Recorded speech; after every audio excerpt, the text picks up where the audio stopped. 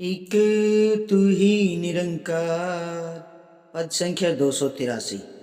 सतगुरु से मति लेकर यह मन मान पे काबू पाता है। काम क्रोध और लोभ मोह के पास तोड़ता जाता है। सतगुरु की मति लेकर मनवा धीरज को अपनाता है। सतगुरु की मति लेकर मनवा राम रजा में आता है। सतगुरु की मति लेकर मनवा बैरागी हो जाता है। सतगुरु की मति लेकर यह मन तप त्याग अपनाता है।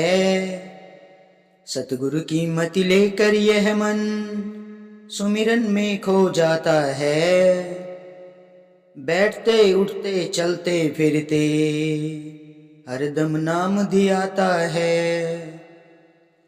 पूरा सतगुरु मिला है जिसको वह किस्मत का पूरा है। कहे अवतार बिना गुरु पूरे हर एक काम अधूरा है। सतगुरु से मति लेकर यह मन मान पे काबू पाता है। सत्संग जी, जब ये सतगुरु महाराज हमारे जीवन में आ जाते हैं, ये ब्रह्म ज्ञान की दाद हमारे जीवन में आ जाती है, तो हम सतगुरु महाराज की ही सिखलाई पे चलते हैं। वही अपने संतों को इस मन पे काबू पाना सिखाते हैं। सत्संग जी, सतगुरु की मति से ही इस मन पे काबू पाया जाता है। सत्संग जी, सत्संग जी, ये जो काम क्रोध और लोभ मोह के पास तोड़ता जाता है, सत्संग जी, ये हर चीज से दूर कर देता है। क्योंकि सतगुरु का ज्ञान लेने के बाद ही हमें इन चीज़ों का पता चलता है। ये सच्चे पातशाह दिखाते हैं, बिल्कुल साफ दिखा देते हैं कि काम क्रोध और लोभ से मोह से इंसान हमेशा अंधकार की तरफ जाता है। वो सत्य का रास्ता भूल जाता है। क्योंकि माया तो ठगनी होती है सत्संग जी, और क्रोध जब आता है तो उससे इतनी बड़ी हानि हो जाती है सत्संग जी, जिसकी भरपाई कभी कभार पूरे जीवन में भी नहीं कर पाते हैं सत्संग जी। तो ये हमें ये काम क्रोध लोभ मोह ये सतगुरु महाराज तोड़ता चला जाता है सत्संग जी। क्योंकि जो सच्चे पातशाह हमें अपने ज्ञान से जो वचन हमारे कर्मों में ढालते हैं ना सत्संग जी, तो वो हमारे घर में बैठते चले जाते हैं। सेवा सुमिरन संगत सत्य का संग करने से ये सारी चीज़ें बहुत पीछे छूटती चली जाती हैं। क्योंकि सतगुरु महाराज की जो मति से हम चलते हैं ना सत्संग जी, उनके जो वो आदेश उपदेश आते हैं वो अपने कर्मों में ढालते हैं ना, तभी तो इन चीज़ों से हमारा नाता टूटता जाता है। सतगुरु की मति लेकर मनवा धीरज को अपनाता है। सत्संग जी, सतगुरु का नाम लेकर ही ये मन है ना धीरज को अपनाता है। वरना मन तो ऐसा है सत्संग जी, क्षण भर में भटक जाता है। इंसान को ऐसे भटका देता है कि वो उसकी दिमाग की सारी नसें कमज़ोर कर देता है सत्संग जी, टेंशन दे दे के। सतगुरु की मति लेकर मनवा राम रजा में आता है। सत्संग जी, सतगुरु महाराज की मति से ही तो ये मनवा इस राम की रमज में आता है सत्संग जी। तभी तो इस रमे राम को जानता है, तभी तो पहचानता है, वरना तो इधर उधर ना भटकता रहे। ये तो चैन से बैठने ही नहीं देता एक मिनट भी। अगर ये सतगुरु महाराज ना हो ना, ये सतगुरु महाराज की सिखलाई हमारे जीवन में ना आए, ये ब्रह्म ज्ञान ना आए, तो इंसान दीवारों से टक्कर मारते मारते ही अपने जीवन को खो देगा सत्संग जी। ये सच्चे पातशाह ही है, ये सतगुरु महाराज ही है जो हमारे इस मन पे कंट्रोल रखते हैं सत्संग जी।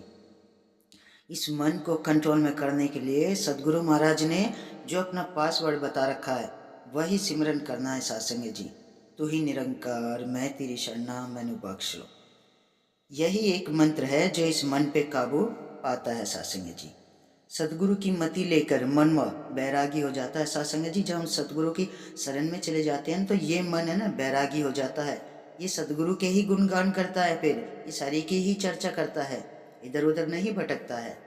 सतगुरु की मति लेकर यह मन तप त्याग अपनाता है।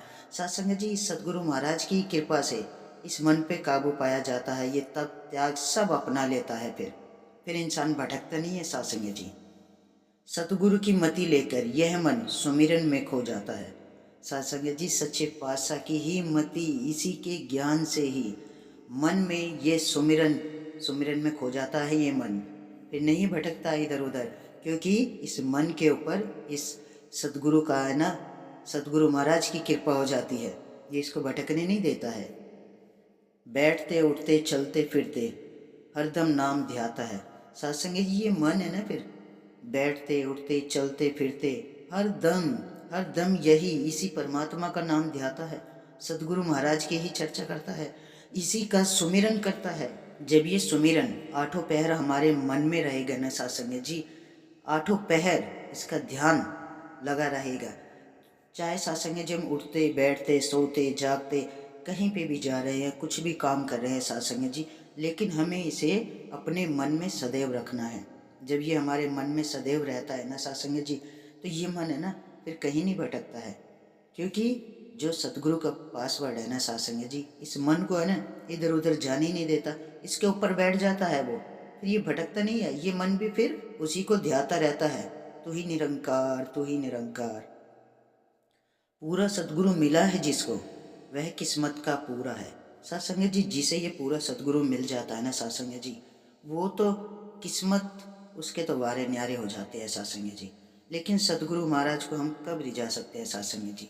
जब हम निष्काम सेवा करेंगे, सुमिरन करेंगे, संतों का संग करेंगे, सत्संग करेंगे। सत्संग जी, अपने वाणी में मिठास रखेंगे, अपने जीवन में परिवर्तन ऐसा कर लेंगे कि इस निरंकार के अलावा किसी और से भटकन ही ना हो, कि हमारा ध्यान ही नहीं जाए कहीं भी, बस इस निरंकार में ही हमारा मन सदगुरु महाराज के चरणों में लगा रहे।